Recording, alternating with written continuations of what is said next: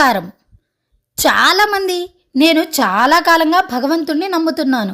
ఎన్నో పూజలు, వ్రతాలు చేస్తున్నాను.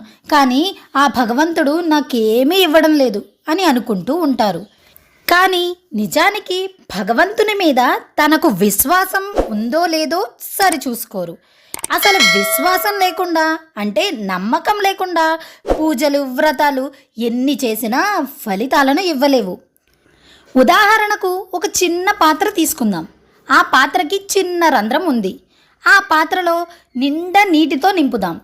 కాసేపటి తర్వాత ఆ పాత్రను చూస్తే ఆ పాత్రలో మనం ఎంతైతే నీటిని పోసామో ఆ నీరు అంతవరకు ఉంటుందా?